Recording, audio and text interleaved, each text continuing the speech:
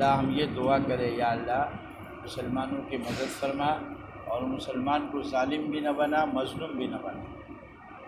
ظالم بن جائے گا پھر بھی اللہ کی مدد نہیں آئے گی۔ دیکھو اللہ کا نبی موجود ہے، صحابہ موجود ہے، لیکن ایک غلطی پر آسمانی مدد واپس چلا گیا۔ دو آدمی کے لڑنے پر حضور پاک صلی اللہ علیہ وسلم سے لیلۃ القدر گمایا گیا۔ تو جب مسلمان ظالم ہو جائے گا پھر ظالم کے ساتھ اللہ کی مدد ہی نہیں آئے۔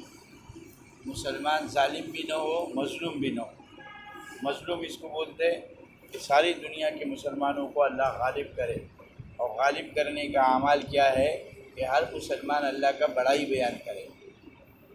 آسمان نہیں تھا، اللہ نے بنایا، اس سارے کائنات کا پالنے پرورش کرنے والا اللہ ہے، اور حضور کے طریقوں کا اہتمام کرے، اور ہر مسلمان نمازی ہو، کوئی مسلمان نماز چھوڑنے والا نہ ہو، اور ہر مسلمان روزانہ قرآن پڑھے، اور ہر مسلمان تنہائیوں میں اللہ کا اتنا ذکر کرے، اتنا ذکر کرے کہ اللہ کا قرب اس کو نصیب ہو جائے۔ آج ہمیں اللہ کا قرب نصیب نہیں۔ جب مسلمان اللہ کا ذکر کرے گا تو اس کا نماز جاندار ہوگا، اس کا روزہ جاندار ہوگا، اس کا زکوٰۃ جاندار ہوگا، اس کا بیت اللہ کی حاضری جاندار ہوگا، اور ہر مسلمان انسانیت کا قدر کرے۔ آپ صلی اللہ علیہ وسلم نے فتح مکہ میں کیا فرمایا؟ لا تثریب علیکم اليوم، آج میں سب کو اللہ کے لیے معاف کرتا ہوں۔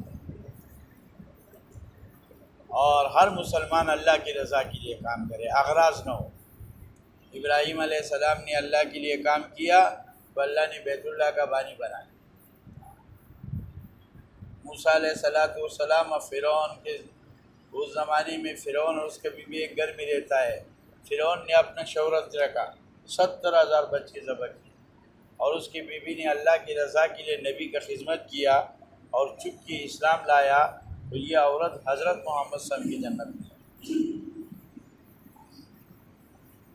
ایسی مکے میں ابو جہل ہے، اس نے اپنا شہرت رکھا اور صدیق اکبر نے اسلام کی خدمت کیا۔ حضور نے فرمایا میں نے تمام صحابہ کا احسانات کا بدلہ دیا ہے، مگر ابو بکر کا احسانات کا بدلہ میں اللہ سے دیا۔ حضرت عمر اسلام لائے، کسی نے کہا جی آپ کا کپڑا اچھا ہو، اس نے کہا نہیں، ہم کپڑا لانے کے لیے اسلام نہیں لائے، ہمارا کپڑا کانا اللہ نے جنت میں بنایا۔ مسلمان کا کھانے کا انتظام جنت میں، رہنے کا انتظام جنت میں، اعلیٰ پیمانے پہ رہنا، اعلیٰ پیمانے پہ کھانا ہو۔ حضرت عثمان ذی النورین ایک رات میں قرآن ختم کر دیتے، مسلمانوں کا خلیفہ ہے اور ساری رات قرآن پڑھتے۔ جب مسلمانوں کا خلیفہ رات کو قرآن پڑھے گا پھر ان کی آسمانی مدد آئے گی۔ حضرت علی رضی اللہ عنہ نے خیبر کا گیٹ اٹھایا اور ایک کافر نے کو گرایا، اس نے چھوڑ دیا۔ اس نے کہا بھائی آپ نے کیوں چھوڑا؟ کہ ہم غصوں کے لیے کام نہیں کرتے۔ مسلمان غالب ہو جائے تو ظالم نہ بنے، کیونکہ ظالم کے ساتھ اللہ کی مدد نہیں ہوتی،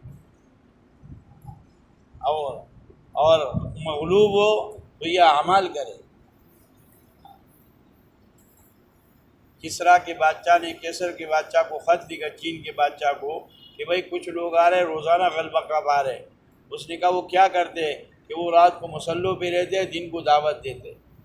تو چین کے بادشاہ نے کہا ان کے سامنے اگر پہاڑ آئے گا تو اللہ پہاڑوں کو ریزہ ریزہ کر دے۔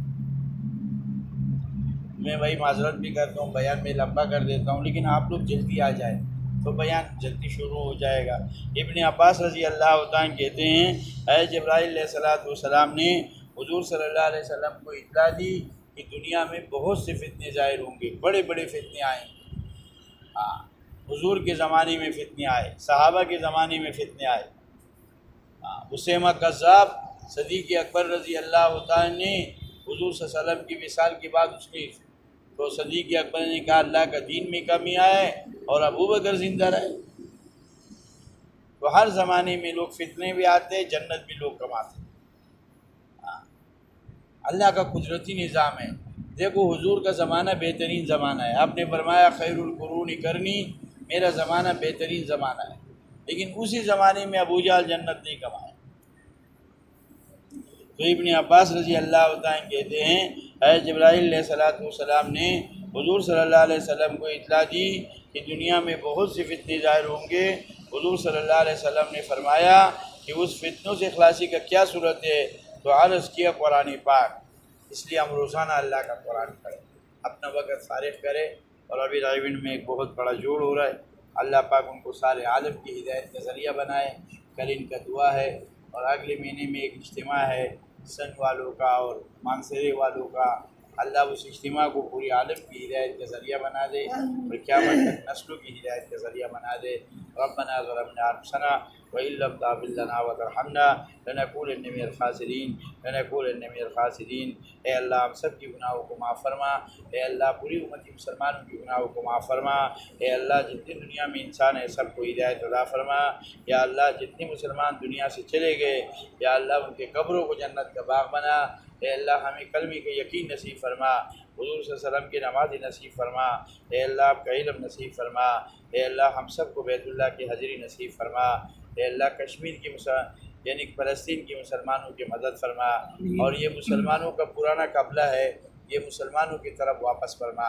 اے اللہ جیسے تو نے صلاح الدین ایوبی کو ذریعہ بنایا، اور محمد بن قاسم کو ذریعہ بنایا، اور موسیٰ بن اشام کو ذریعہ بنایا، اور دنیا میں دین کا یعنی اسپین کے اندر 6000 سال اسلامی حکومت تھا۔ اللہ غیب سے کوئی ایسے لوگ پیدا فرمائے۔ ہندوستان کے اندر مغول خاندان میں 500 سال ان کی حکومت رہی یا 400 سال۔